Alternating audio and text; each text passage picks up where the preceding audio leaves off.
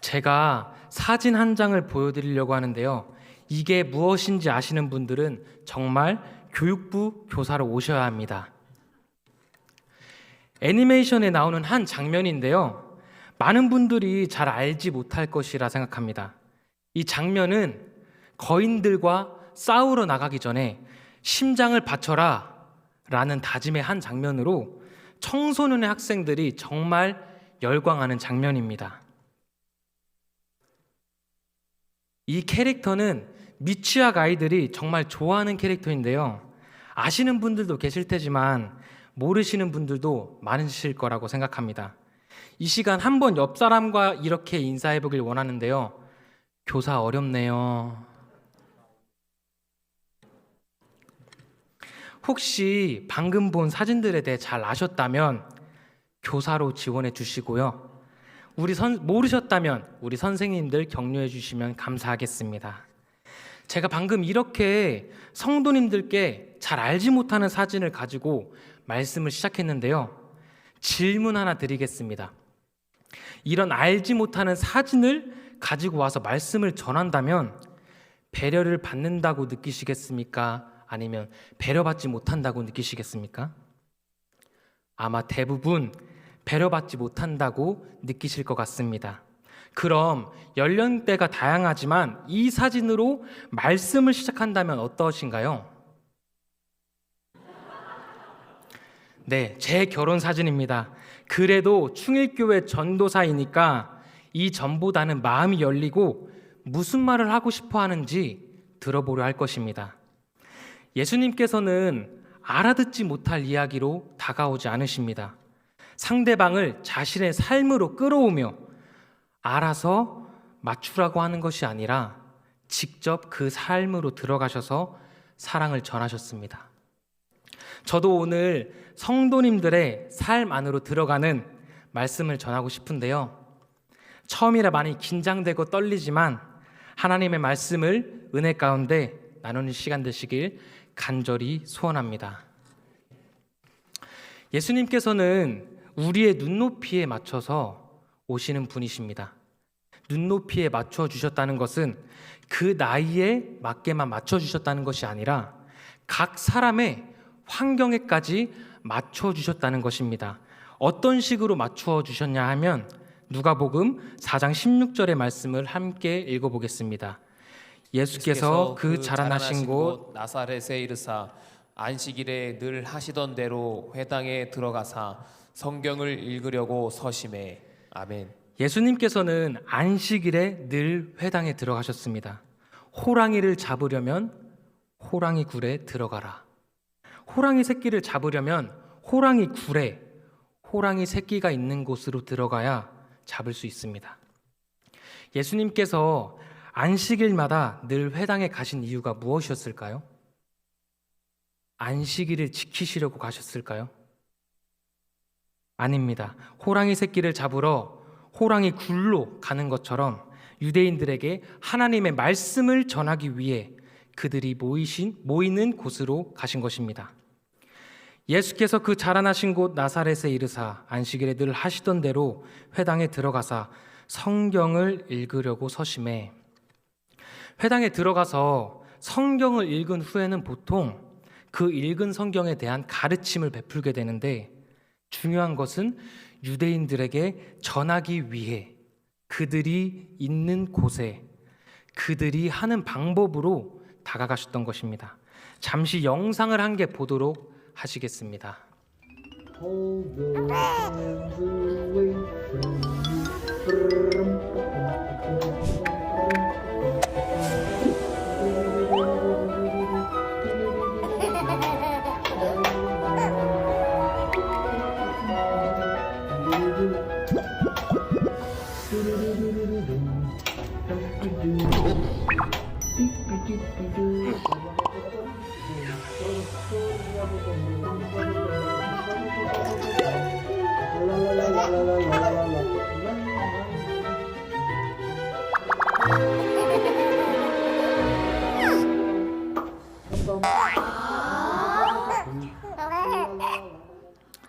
이 의사 선생님은 주사를 넣기 위해 아이 앞에서 온갖 재롱을 부립니다.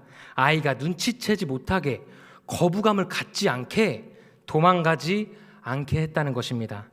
우리 선생님들께서 이제 성경학교와 수련의 시즌이 오면 많은 성도님들께 한 번만 도와달라고 부탁을 합니다. 그게 한 번일까요? 거부감을 갖지 않고 자연스럽게 나도 모르게 교사를 하게 하기 위한 우리 선생님들의 방법인 것입니다. 호랑이 굴에 들어가서 호랑이 새끼를 잡을 때도 호랑이 새끼가 인기척을 느끼지 못하도록 도망가지 않도록 해야 호랑이를 잡을 가능성이 올라갑니다. 예수님께서도 유대인들이 있는 곳으로 들어가시되 끝까지 그 사람들이 도망가지 않도록 그들에게 맞추셨다는 것입니다. 누가복음 4장 17절의 말씀을 함께 읽겠습니다. 선지자 이사야의 글을 드리거늘 책을 펴서 이렇게 기록된 데를 찾으시니 곧. 방금 저희가 읽은 번역을 따라 보았을 때 예수님께서는 이렇게 기록된 데를 일부러 찾으신 것 같습니다.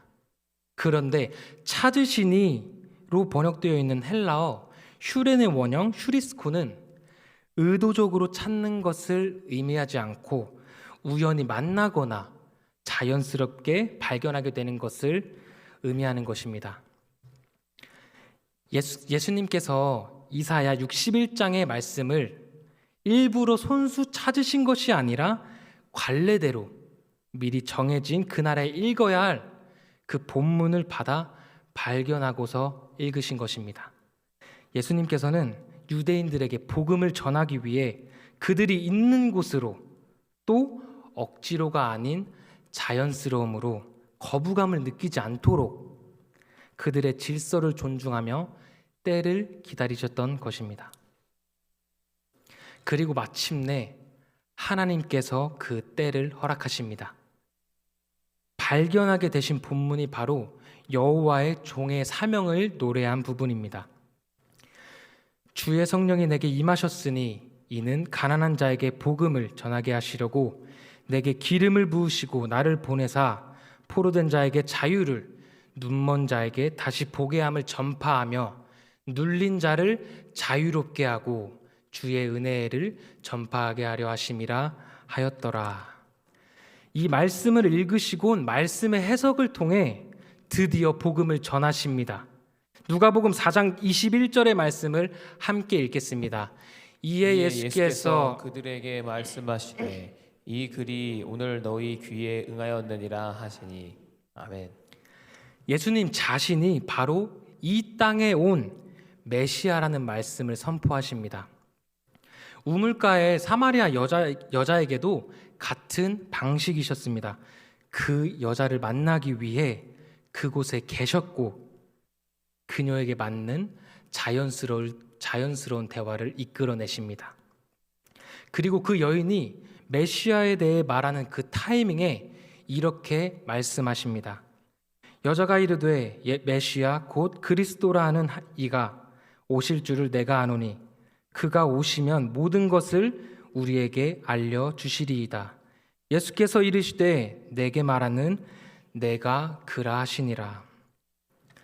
나서부터 맹인이었던 사람에게도 예수님께서는 같은 방식이셨습니다. 그 사람을 보시고 다가가 그에게 맞는 방법으로 다가가셨고 그가 눈을 뜬 뒤 도대체 누구인지 알고자 한 타이밍에 이렇게 복음을 전하십니다.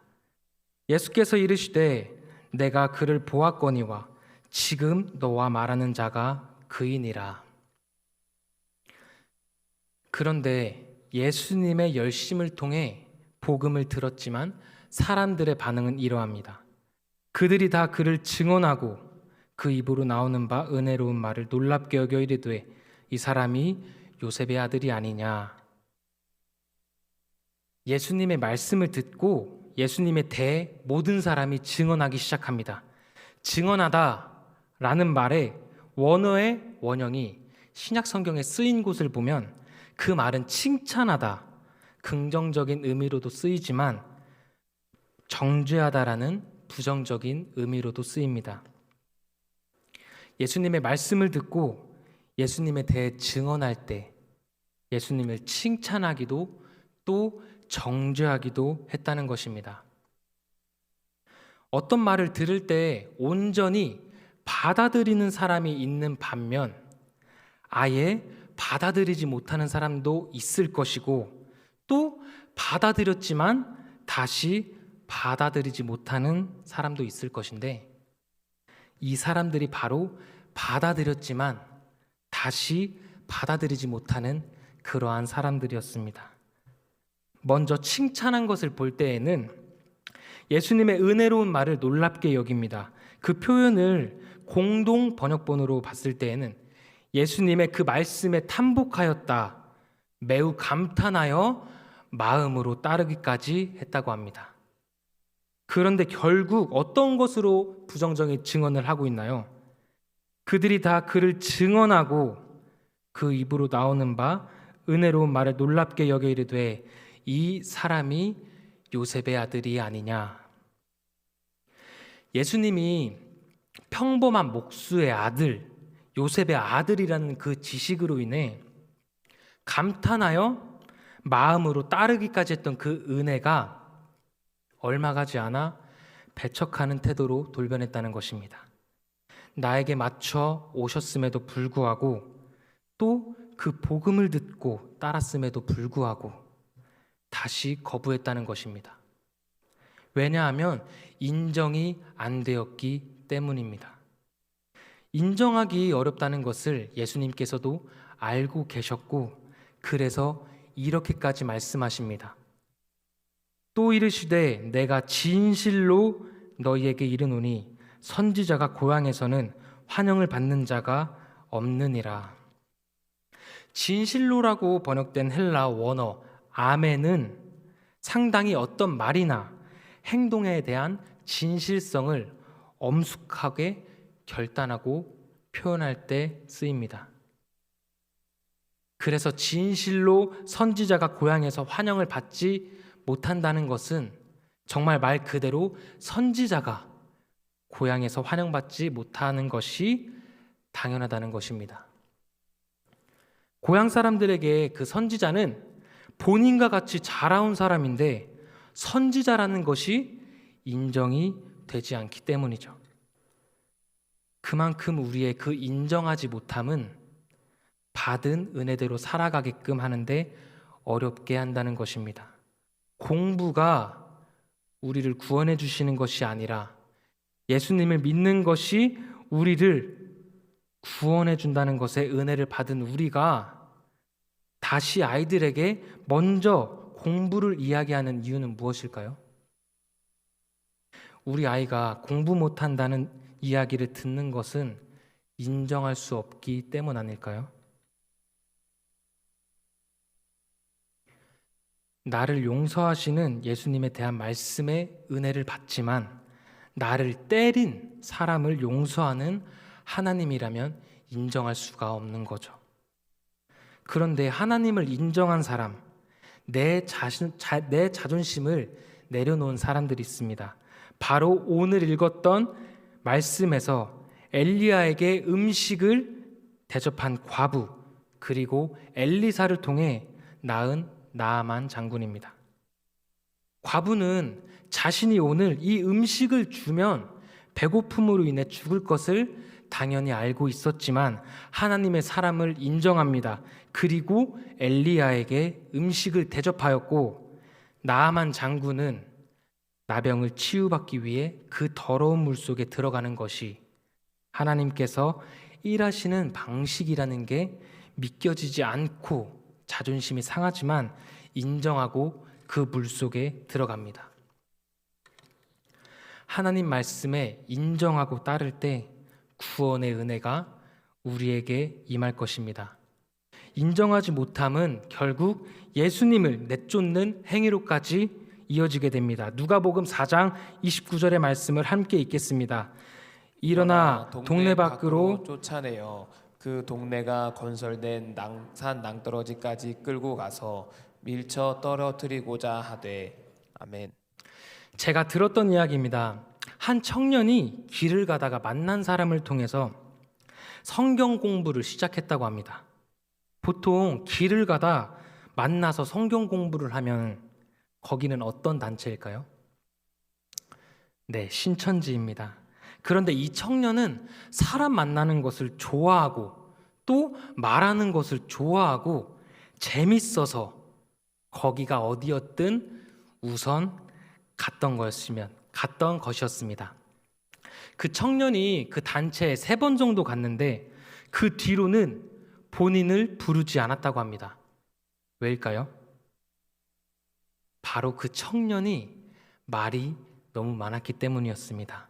성경 공부 진도는 도저히 나갈 수 없는 상황이며 방해가 되니까 결국 쫓아냈던 것이었습니다. 근데 내쫓는 행위랑 비슷하거나 그것보다 더 못된 행위가 있습니다. 무엇인지 아시나요? 그것은 바로 왕따시키는 것인데요. 왕따는 집단에서 한 사람을 괴롭히고 무시하고 이용하면서 따돌리는 것입니다. 이 왕따가 왜 내쫓는 거랑 비슷하거나 더 못된 것이냐면 내쫓아버리면 끝이지만 왕따는 내쫓지 않고 같이 있으면서 이용할 대로 다 이용하고 그 사람이 스스로 나가고 싶어지게끔 하는 것이기 때문입니다.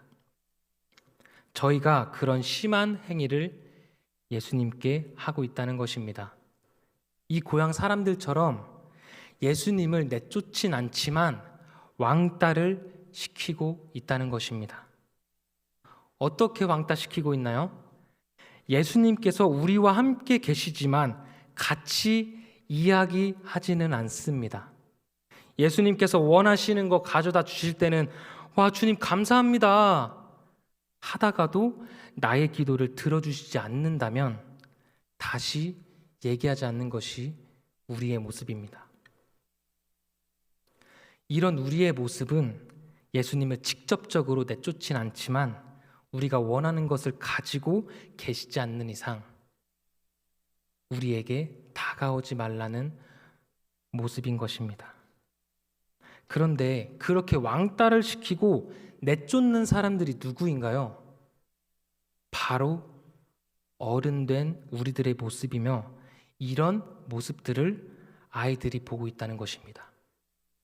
예수님께서 나에게 맞춰 와주셨음에도 불구하고 내 감정에 어긋나면 듣지 않는 관계, 필요할 때는 박수치며 영광 돌리다가도 내가 아직 인정할 수 없는 이야기를 하면 무시하는 관계, 오히려 필요할 때만 이용하는 것 같은 이 관계를 아이들이 보고 있다는 것입니다.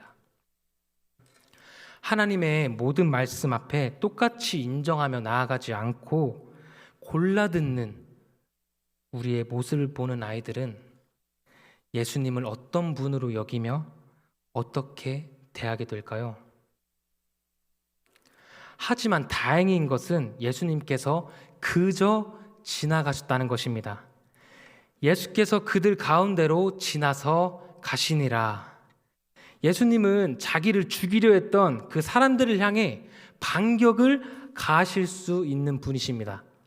우리가 왕따를 시킨다고 해서 그냥 당하실 분이 아니라 우리를 강압적으로 순종하게 하실 수도 있는 분이시라는 것입니다.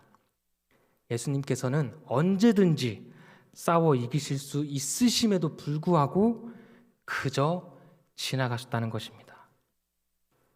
여기 계신 성도님들은 10초 준다 라는 말을 사용해 보신 적이 있으신가요? 부모님께 소리 지르는 자녀들에게 성도님들은 어떻게 행하시겠습니까? 그냥 지나가시나요? 아니면 10초 준다 라고 하시겠나요? 이 말은 무슨 말인가요? 10초 뒤면 무슨 일이 일어날지 몰라. 내 힘을 내가 감당할지 몰라. 그러니까 10초 안에 용서를 구해 라는 말이 아닐까요? 사실 힘없는 우리도 나보다 약한 사람에게 그렇게 쉽게 할 수 있는 말을 힘이 쓰신 예수님께서는 하지 않으셨습니다. 이렇게 어떠한 조치도 취하지 않으시고 그냥 지나가신 예수님은 무슨 마음이실까요? 바로 벌을 주시지 않으시는 예수님은 어떤 마음이셨을까요? 우리가 언젠간 변화될 것이라는 믿는 마음이시지 않으셨을까요?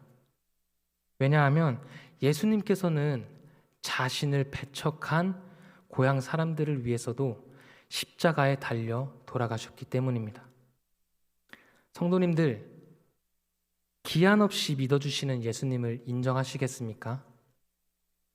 기한 없이 믿어주시는 예수님의 말씀에 이제는 정말 순복하시겠습니까? 우리가 순복하겠다는 다짐과 그 행함은 우리에게만 영향을 끼치는 것이 아닙니다. 회당 사람들이 예수님을 내쫓았을 때 보는 것밖에 할 수 없었던 사람들이 있었습니다. 바로 아이들이었습니다. 우리가 예수님 앞에 순복한다면 그 모습도 분명 우리 아이들은 보게 될 것입니다. 그리고 우리가 예수님 앞에 어렵지만 인정하여 순복하는 것을 본 아이들에게는 예수님 앞에 순복할 수 있는 기회가 생길 것입니다. 성도님들은 다음 세대가 예수님 앞에서 어떤 모습으로 살아가길 원하십니까?